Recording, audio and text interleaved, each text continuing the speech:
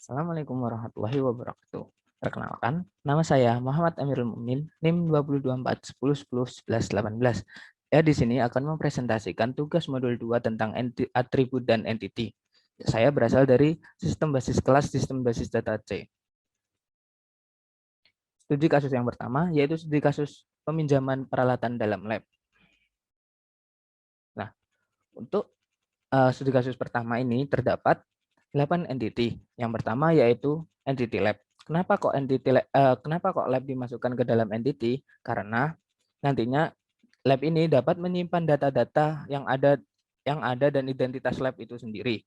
Di sini terdapat dua atribut yaitu ID dan nama. Selanjutnya kepala lab. Kenapa kok kepala lab dimasukkan ke dalam entity? Karena kita juga harus tahu siapa sih yang bertanggung jawab dalam lab tersebut, siapa sih ketuanya gitu. Nah, dalam entity lab ini terdapat dua atribut, yaitu ID dan nama. Selanjutnya yaitu entity barang.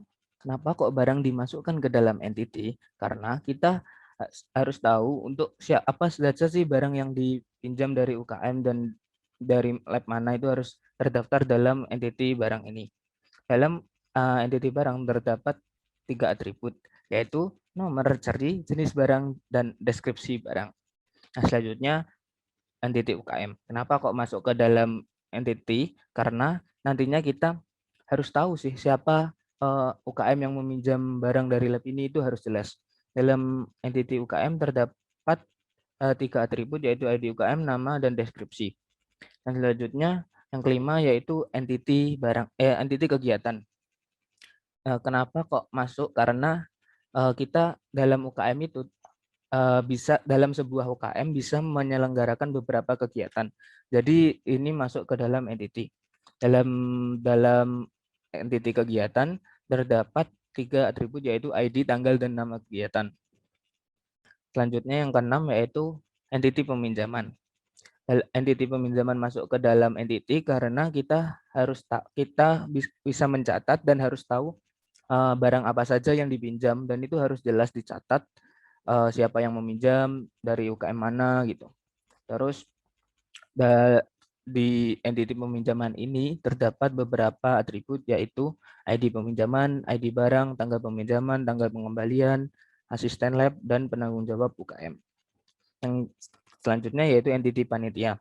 Nah, dalam entity panitia ini kenapa kok dimasukkan? Karena kita harus tahu siapa sih panitia yang bertanggung jawab meminjam, sebagai perwakilan UKM itu meminjam barang dari lab, itu harus jelas. Yaitu terdapat 2 atribut yaitu nama dan NIM. Yang terakhir yaitu entity asisten.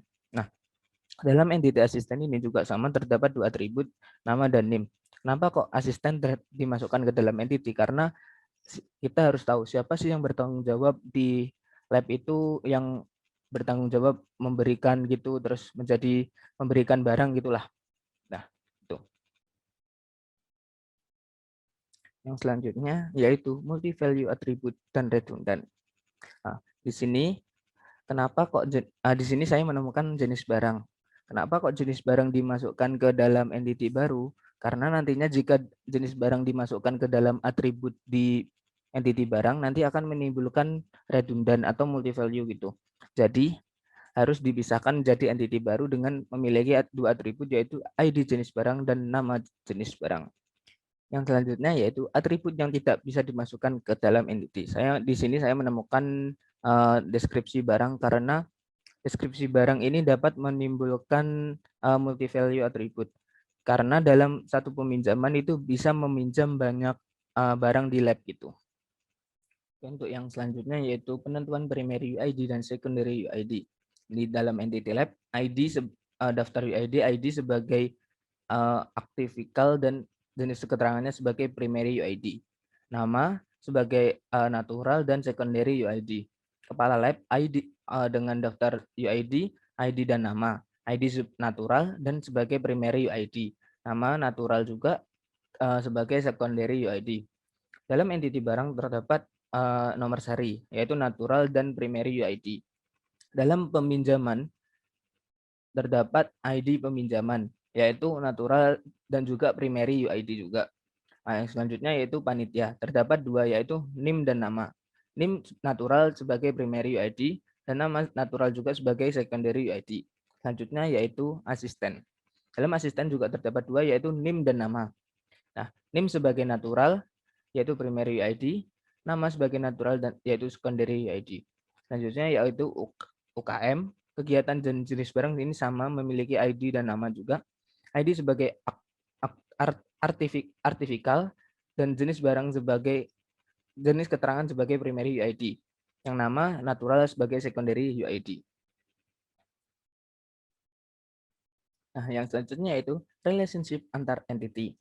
Sini lab, yaitu lab. Lab memiliki relationship dengan kepala lab, barang, peminjaman, dan juga asisten. Nah, jika kita mengubah atribut dalam lab, kita juga mengubah atribut dalam kepala lab, barang, peminjaman, dan juga asisten. Nah, untuk selanjutnya itu kepala lab. Kepala lab memiliki relationship dengan asisten. Kenapa? Karena kepala lab harus mengetahui siapa sih asisten yang berada di labnya tersebut. Yang selanjutnya barang. Barang memiliki relationship dengan peminjaman dan juga jenis barang. Jadi kenapa? Karena kan barang ini dipinjam oleh UKM dengan jenis barang sendiri gitu. Terus yang selanjutnya yaitu UKM. UKM memiliki relationship dengan kegiatan dan juga panitia. Nah, kenapa? Karena yang melakukan kegiatan yaitu yang mengadakan kegiatan yaitu UKM dengan panitia. Panitia itu anggotanya UKM gitu sih. Terus selanjutnya yaitu kegiatan. Kegiatan memiliki relationship dengan peminjaman dan peminjaman memiliki relationship dengan panitia dan asisten. Panitia, asisten, dan jenis barang ini sudah dijelaskan di atas ini juga. Untuk yang selanjutnya yaitu studi kasus kedua, yaitu studi kasus bengkel. Nah, dalam studi kasus bengkel ini terdapat 6 entity. Yang pertama yaitu entity barang. Kenapa kok dimasukkan? Karena untuk menyimpan data-data barang yang ada di bengkel tersebut. Dalam entity barang memiliki 4 atribut, yaitu kode parts, harga, jenis barang, dan deskripsi. Yang kedua yaitu penjualan. Kenapa kok dimasukkan ke dalam entity? Karena kita harus mencatat semua data-data tentang penjualan yang ada di dalam bengkel tersebut. Memiliki 2 atribut, yaitu non-faktur dan tanggal penjualan. Yang selanjutnya yaitu bengkel. Bengkel kenapa kok dimasukkan ke dalam entity? Karena kita harus tahu misal kalau ada masalah gitu, kita harus tahu siapa sih mana sih bengkel yang bertanggung jawab dari masalah ini gitu. Dalam bengkel terdapat 3 atribut, yaitu ID bengkel, nama, dan deskripsi. Selanjutnya yaitu mekanik. Kenapa kok mekanik dimasukkan ke dalam entity? Karena mekanik biasanya memiliki job desk masing-masing gitu. Misal ada yang memperbaiki ini dan ini dan itu sendiri-sendiri. Dan mekanik memiliki 2 atribut, yaitu ID mekanik dan nama. Yang kelima yaitu pembeli. Kenapa pembeli kok dimasukkan ke dalam entity? Karena kita harus mengetahui gimana siapa sih yang membeli barang, siapa sih yang mau memperbaiki kendaraan apa-apa gitu di bengkel kita gitu. Dalam entity pembeli ini terdapat 3 atribut, yaitu ID pembeli, nama, dan deskripsi.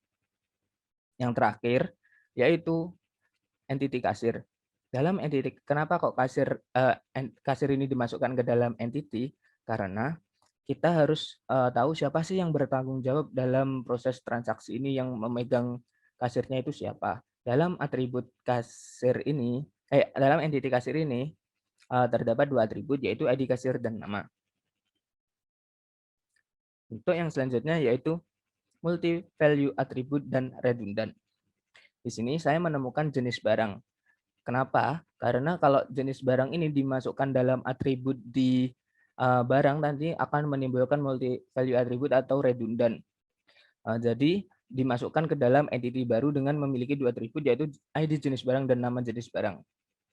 Yang selanjutnya yaitu atribut yang tidak bisa dimasukkan ke dalam entity. Di sini saya menemukan yaitu deskripsi penjualan, karena nanti bisa menimbulkan multi value attribute. Karena dalam penjualan bisa terdapat misal diskon gitu. Untuk yang selanjutnya yaitu penentuan primary UID dan secondary UID. Untuk entity barang yaitu terdapat kode parts dengan natural dan primary UID. Dalam entity penjualan yaitu ada nama, ID dan nama. ID sebagai natural yaitu primary UID, nama sebagai secondary UID.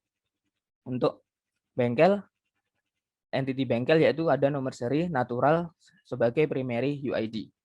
Untuk mekanik terdapat ID yaitu bisa sebagai natural dan primary UID.